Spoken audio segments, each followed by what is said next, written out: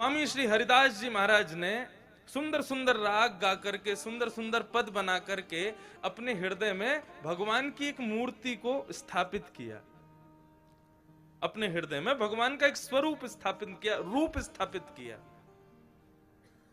लेकिन उनकी भक्ति इतनी प्रगाढ़ थी कि वो रूप ज्यादा दिन तक हृदय में रह नहीं पाया और हृदय से निकल करके समस्त भक्तों के लिए प्रकट हो गए श्री बिहारी जी, बांके बिहारी।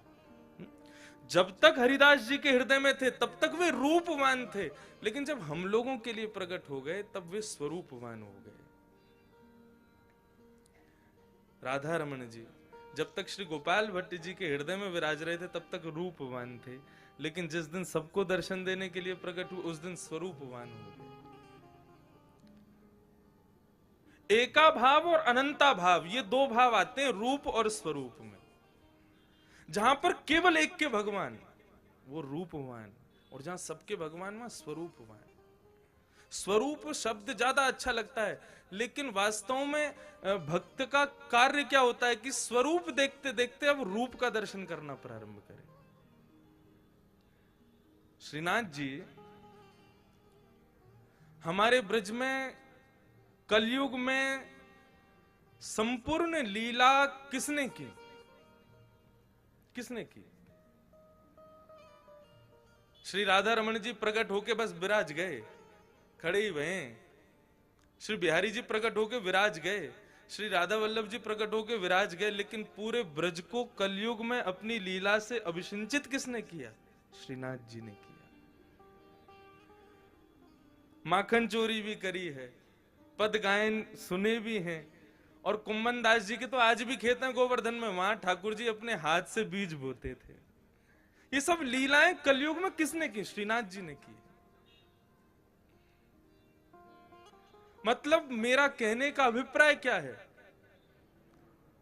हमारे बाल कृष्ण प्रभु के अनेकों रूप हैं, अनेकों स्वरूप हैं। वे श्री राधा रमन के रूप में भी विराज रहे हैं, वे श्री बिहारी जी के रूप में भी विराज रहे हैं, वही श्री राधा वल्लभ जी के रूप में विराज रहे हैं। और केवल वृंदावन तक सीमित नहीं रहो तो श्री द्वारिकाधीश जी के रूप में भी विराज रहे हैं, बद्रीनाथ के रूप में भी विराज रहे हैं, श्री रंगनाथ के रूप में भी विराज रहे हैं। ये जितने भी ठाकुर पूरे विश्व में हैं, ये बाल कृष्ण प्रभु के स्वरूप हैं।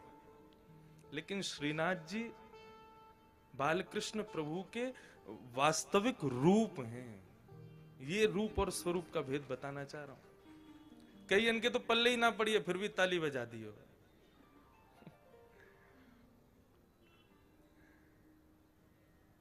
एका भाव मतलब ठाकुर जी वहां पर ये विचार नहीं करते कि मुझे ये नहीं करना, मुझे ये नहीं करना, सब करना। आज पूज्य महाराज जी के साथ में सुबह मंगला का दर्शन करने गए, तो जब बैठक का दर्शन करके निकले तो वहां इतना सुंदर चित्र देखा, महाराज जी के तो नेत्र सजल हो गए। क्या भाव था, क्या चित्र में क्या देखा कि नंद बाबा घोड़ा बने हुए हैं और श्रीनाथ जी उनकी पद्दी पर बैठे। ये स्वरूप नहीं है ठाकुर जी का, ये रूप है। स्वरूप तो यही है, यही में विराज रहे हैं बस। लेकिन यहीं तक सीमित नहीं रह जाए ठाकुर जी। ये देखते देखते देखते कभी तो ऐसा अनुभव हो जाए कि ठाकुर जी ने अपनी भुजा सीधी करी है, तो समझो अब रूप के दर्शन, अब रूप दिखा है। कभी भोग सिद्ध करो अपने घर में, तो भोग सिद्ध करने के बाद जब ठाकुर जी एकांत में भोग पा रहे हो, लौट करके जब आओ भोग उठाने के लिए, तो क्या पाओ कि महाप्रसाद को एक चावल ठाकुर जी की जिह्वा पे लगो भयो, एक होठ पे चिपको भयो, ऐसा दर्शन है जाए तो समझो कि अब स्वरूप रूप में परिणत हो गया।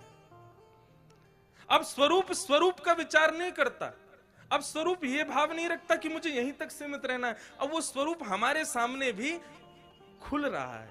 अब उनको ये भाव नहीं है कि भाई ये पराया है, उनको ये भाव आ रहा है कि अपना ही है, चलो इसको धीरे धीरे अनुभव करावें हम। जब ठाकुर जी के स्वरूप में ऐसे अनुभव होने लग जाएं तो समझो अब सच्चिदानंद रूप प्रकट हो रहे हैं। श्रीमद् भागवत के प्रथम श्लोक में स्वरूप का वर्णन नहीं है, रूप का वर्णन है। श्रीमद् भागवत कहती है कि शरण में आने के बाद में दर्शन करने जाओ तो स्वरूप तक सीमित मत रखो ठाकुर को,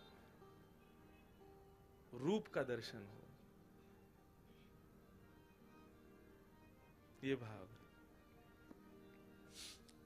रूप और स्वरूप।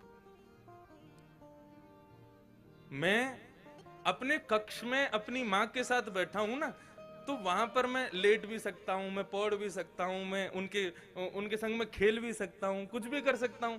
लेकिन वहीं पर आप में से कोई आ जाए, सोई पटका पहनो, अब ब्यास बन जाओ, अब सीधे बैठो। ब्यास जी तो लेटते भी नहीं है, ब्यास जी तो बैठते भी नहीं, ब्यास जी तो ये भी नहीं करते। वो क्या है? वो स्वरूप है। आपके प्रति मेरा वो भाव नहीं उठेगा जो मेरी मां के प्रति उठ जाएगा। ठीक उसी प्रकार ठाकुर का भाव आपके प्रति वैसा हो जाए कि भाई इसके सामने तो हम कुछ भी कर सकते हैं, तब समझो स्वरूप रूप में परिणत हुआ है। जीवन क्या है, भक्ति क्या है? कि आपके अर्चावतार, आपके स्वरूप आपसे भेद दृष्टि नहीं रखे, आपके प्रति यह भाव नहीं रहे कि इसके सामने ये लीला नहीं कर सकता मैं। जीवन पूरा हो जाए और ठाकुर जी वैसे के वैसे ही विराजे रहे, तो क्या भक्ति की हमने। कभी रात्रि में ठाकुर जी को, अभी सर्दी का समय, हेना का इत्र वक्षस्थल पर अर्पित करो, चरणों में लगाओ, तो पता चले ठाकुर जी के रोए खड़े हो गए। कभी हुआ अनुभव? और जिस दिन वो अनुभव हो जाएगा, उस दिन संसार का परमानंद आपको प्राप्त होगा कि ठाकुर जी ने अब पर्दा नहीं किया आपसे, हर स्थिति में आपको दर्शन दे सकते हैं।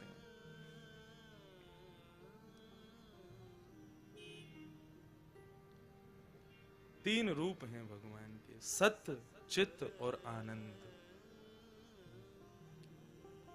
साक्षात सत्य स्वरूप हैं।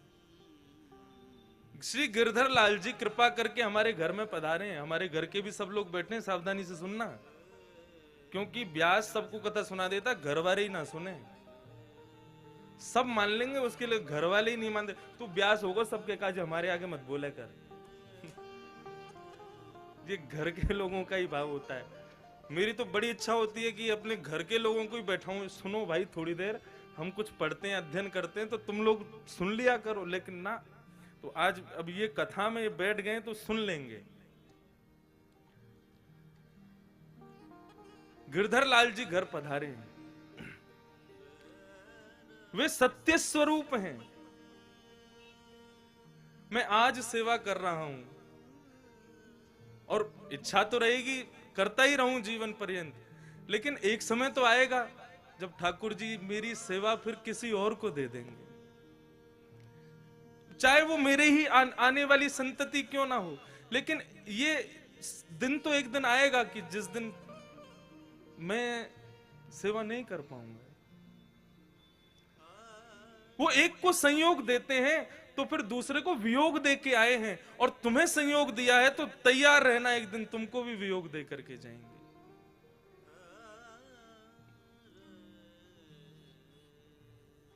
मैं बदल जाऊंगा, अर्चक बदल जाएगा, लेकिन अर्चा अवतार वैसा का वैसा ही रहेगा, वे कभी नहीं बदलेंगे।